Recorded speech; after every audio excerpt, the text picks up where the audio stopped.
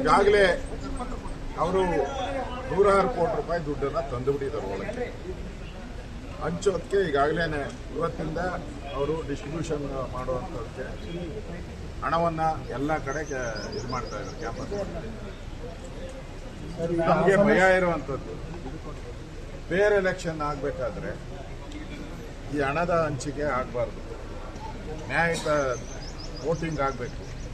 ಯಾಕೆಂದರೆ ಕಾಂಗ್ರೆಸ್ ಅವರು ಅವ್ರಿಗೆ ಅಭಿವೃದ್ಧಿ ಮಾಡಿದರೆ, ಡೆವಲಪ್ಮೆಂಟ್ ಮಾಡಿದರೆ ಅವರು ಆರಾಮ್ಸೆ ಗೆಲ್ಬೋದಾಗಿದೆ. 3 ವರ್ಷದಿಂದ ಏನು ಅಭಿವೃದ್ಧಿ ಮಾಡಿದ್ದಾರೆ, ಜನಪರವಾದಂಥ ಕೆಲಸ ಮಾಡಿದ್ದಾರೆ. ಅವ್ರಿಗೆ ವಿಧಿ ಇಲ್ಲದೆ ಇವತ್ತು ಹಣ ಹಂಚಿ ಚುನಾವಣೆ ಗೆಲ್ಲಬೇಕು ಅಂತ ಹೊರಟಿದ್ದಾರೆ. ಇದಕ್ಕೆ ಸಾಕ್ಷಿ ಕೂಡ ನಾವು ಕೊಟ್ಟಿದ್ದೇವೆ. ಇಲ್ಲಿ ಪಾಂಪ್ಲೆಟ್ 2ನೇ ಲೈನಲ್ಲೇ ಇದೆ. ಬಿಜೆಪಿ ಮಾತು ಕೇಳಿ ಬಿಜೆಪಿಗೆ ಮತ ಹಾಕಿದರೆ ಜೈಲು ಸೇರುವುದು ಖಚಿತ, ರೆಡ್ಡಲ್ಲಿದೆ. ಜೈಲು ಸೇರುವುದು ಖಚಿತ.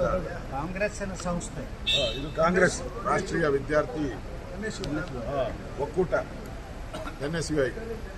ಅಂದರೆ ಅಫಿಷಿಯಲ್ ಆಗಿ ಅಂದರೆ ನಾವು ಯಾವ ರಾಜ್ಯದಲ್ಲಿದ್ದೀರಿ? ಗೂಂಡಾಗಿರಿ ರಾಜ್ಯದಲ್ಲಿದ್ದೀರಾ? ಗೂಂಡಾಗಿರಿ ನೇತೃತ್ವವನ್ನು ಸಿದ್ದರಾಮಯ್ಯ DK ಶಿವಕುಮಾರ್ ವಹಿಸಿದ್ದಾರೆ. ಇದಕ್ಕೇನಂತ ಹೇಳ್ಬೇಕು ನಾವು? ಈ ರೀತಿ ನಡೆದ್ರೆ ಫೇರ್ ಎಲೆಕ್ಷನ್ ಹೆಂಗಾಗುತ್ತೆ? ಇದಕ್ಕೆ ನಾವು ಚುನಾವಣಾ ಆಯೋಗಕ್ಕೆ ಇವತ್ತು ಬಂದಿದ್ದೀವಿ. DCಗೆ, ಕೇಂದ್ರ ಚುನಾವಣಾ ಆಯೋಗ ಮತ್ತು SP, ಕೇಂದ್ರದ ಪೊಲೀಸ್ ಬಂದಿರುವಂಥವ್ರಿಗೆಲ್ಲರಿಗೂ ಈ ಮನವಿಯನ್ನು ಕೊಟ್ಟಿದ್ವಿ. ನೀವು ಫೇರಾಗಿ ಎಲೆಕ್ಷನ್ ನಡೆಸೋಕ್ಕೆ ಅವಕಾಶ ಮಾಡಿಕೊಡ್ಬೇಕು. ಇಲ್ಲಾಂದರೆ ನಾವು ಪ್ರತಿಭಟನೆಯ ದಾರಿಯನ್ನು ಇನ್ನಷ್ಟು ಮಾಡಬೇಕಾಗುತ್ತೆ.